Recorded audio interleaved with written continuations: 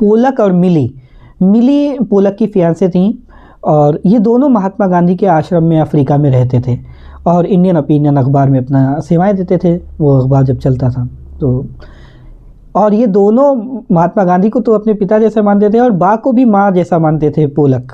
तो खाना भी अमूमन साथ में होता था, खाना साथ में बैठकर। एक दिन क्या हुआ कि खाना खा रहे थे साथ में बैठे हुए, अचानक पोलक गुस्से से उठ करके चले गए अंदर। तो पोलक का ये मिजाज नहीं था इस तरह से, मतलब लोगों से एकदम से उठ के नाराज़ होकर जाना।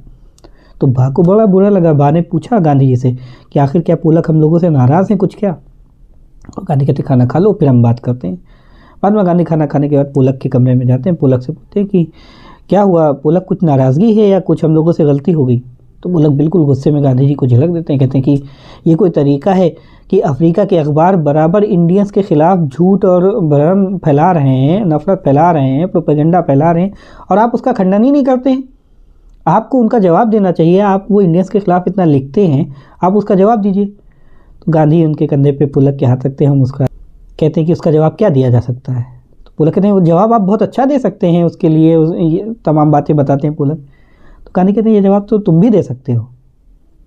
तो पोलक कहते हैं अच्छा ये तो भाई सच बात है कि पोलक भी, जो गांधी जवाब दे सकते हैं वो पोलक भी दे सकते हैं।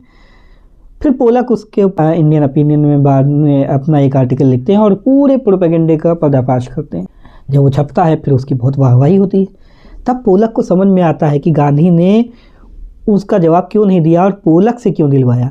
क्योंकि बहुत बार ये होता है कि भाई गांधी तो माइनॉरिटी हैं, गांधी तो इंडियंस वहाँ माइनॉरिटी हैं, तो वो तो बोलेंगे तो जाहिर है वो अपने लिए बोलेंगे, ये कह रहा है, लेकिन उस बात का उतना असर मेजॉरिटी पे नहीं होगा जितना असर मेजॉरिटी के अंदर से आवाज़ आई हुई। पोलक ईसाई हैं, पोलक जब उस बात का खंडन कर रहे हैं, पोलक कह रहे हैं, तब लोगों को ये समझ में आता कि भाई बात तो कोई सही है जो वो समझ नहीं पा रहे हैं। और गांधी की बात तो वैसे भी ये मानी जाती कि वो तो परेशान नहीं है, उनके ऊपर तो जुल्म हो रहा है, वो तो बोलेंगे, लेकिन बोलना तो उन लोगों को चाहिए जो उसका शिकार नहीं हो रहे हैं। गांधी यही सबक देना चाहते थे और पोलक ने इस सबक को ग्रहण कर लिया और उसके बाद जब लिखा तो एक एक प्रोपेगेंडे का पर्दाफाश कर दिया।